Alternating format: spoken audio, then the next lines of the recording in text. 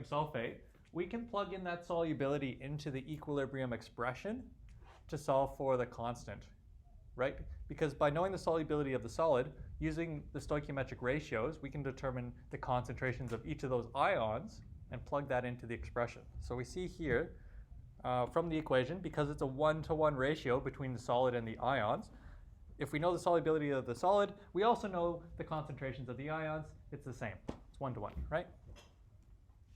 And you'll often encounter the symbol S for solubility. So when I say the solubility is 1.05 times 10 to the negative 5 moles per liter, I'm saying that is the concentration of these ions. It's 1-to-1 ratio. That's easy to understand, right? Following? Cool. Now that we know that, let's write out the equilibrium constant expression for this compound. What does it look like? Cool? That's what it looks like.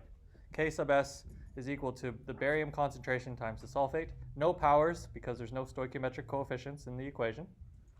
And it's all, when we plug in S, the symbol S for solubility, which also is equal to the concentrations of these species, we get S times S. So we get S squared.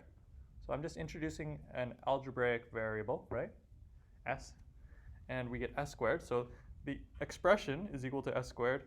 So that constant will be, if my cursor moves, there we go, 1.10 times 10 to the negative 10. And Ks, if you remember from last year, the equilibrium constant is unitless. So there's no units of concentration or anything on that number. They just go away. But this is a simple 1-to-1 ratio. This is an example of where we have one cation, one anion, no powers in the expression. Yeah.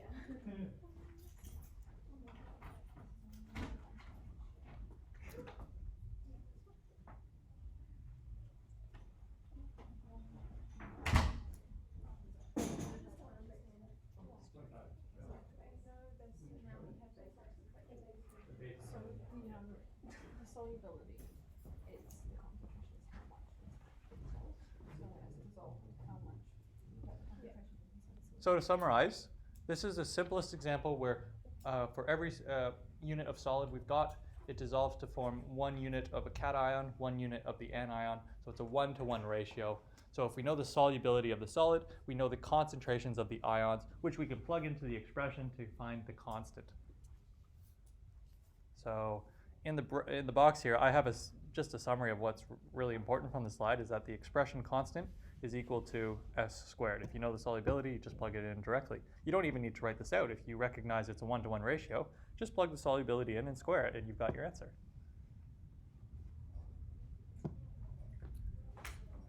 The next example is as hard as it gets. At this level, we only go up to a 2-to-1 ratio. You won't ever see like a 4-to-3 or anything like that.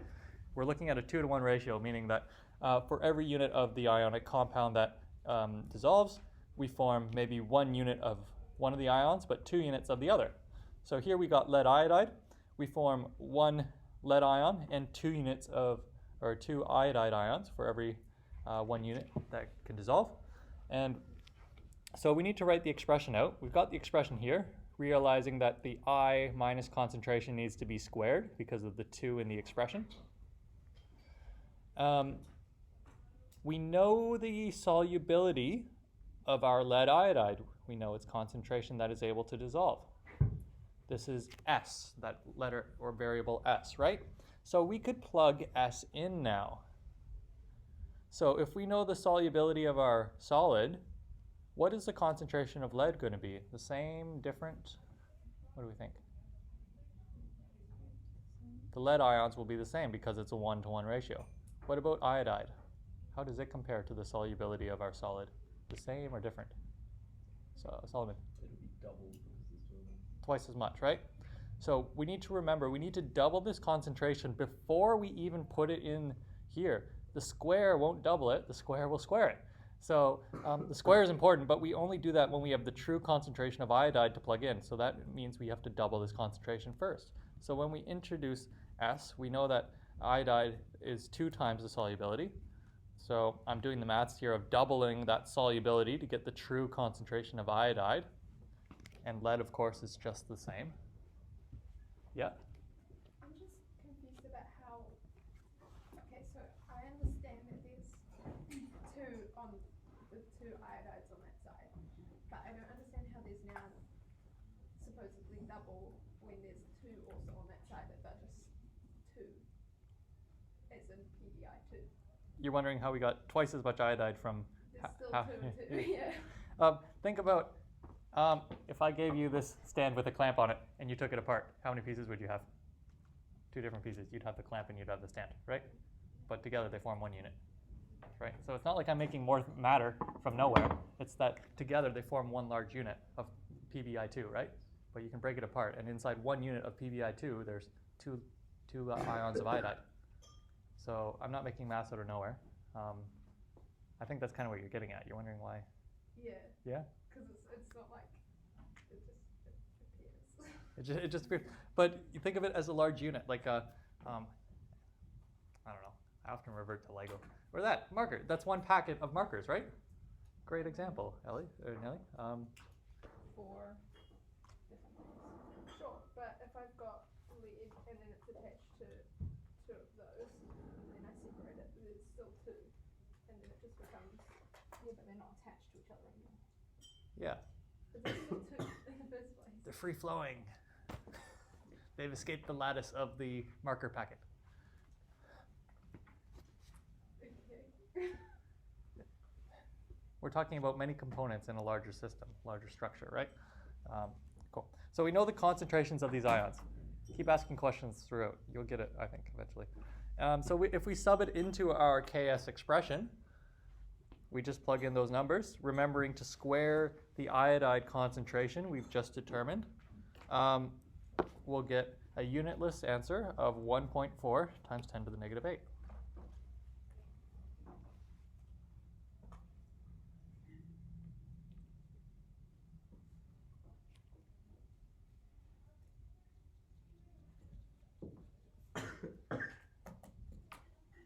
Questions about that?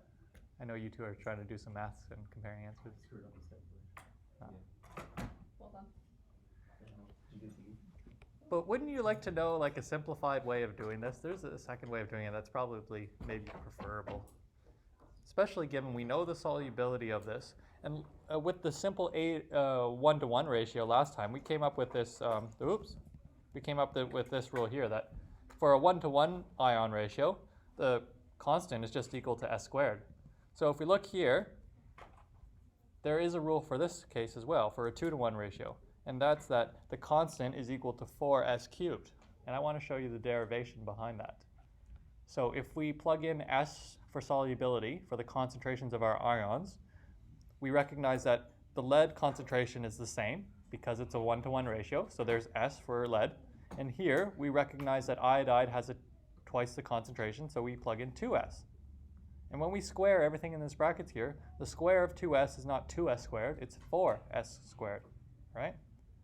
And we multiply by the lead concentration represented by s, so we get 4s cubed. So here we've derived a formula for calculating that constant. You'll get the same number as we did last time. I'm just showing you with algebraic variables that you could just plug in the solubility and be done with it, rather than writing out the expression and trying to figure out the concentrations of the different ions. Save yourself some of the work and just plug in the solubility. So the point of the last 5 minutes of this is that for a 2-to-1 ratio case, the constant is equal to 4s cubed, and if it's 1-to-1, it's just equal to s squared. That's the point of this. So we're going to put that into practice now. I have some recommended problems we're going to work on for a bit before we move on to the next topic. So I would like you to just work on page 243 and 244, and I'll be around to answer any questions you have about ion ratios. Yeah, you can borrow a SciPod. Cool. We're determining solubility if we already know the solubility product, the Ks constant, right? So it's just the opposite. And that means we're rearranging the expression to solve for solubility. So if Ks is equal to s squared in a 1-to-1 ratio scenario, well, to get rid of the square, we square root everything. So solubility is equal to the square root of Ks. And I know that's a weird square root symbol. It's just hard to find one on the computer. This is for a 1-to-1 ratio, determining solubility in a 1-to-1 ratio. Yeah. So here's an example. So looking at iron sulfide here, if we know the constant in advance, 6.3 times 10 to the negative 18, if we know that constant, we can take the square root of that constant, and there we go. We've got our solubility. Remembering that solubility is concentration, so we need units of moles per liter on that now. So we've gone from a unitless number to one with units, but that's about it. So this is a one-to-one case. We just take the square root. Easy as. Now with the next one, do you think you could figure it out, or just look ahead? There we go. We got to take the cubed root of the constant and then divide that. We divide the whole thing by 4, which isn't clear from here. Because when you rearrange it, you divide the 4 out first, because you have 4s cubed. So you divide the 4 out first and take the cubed root of the whole thing.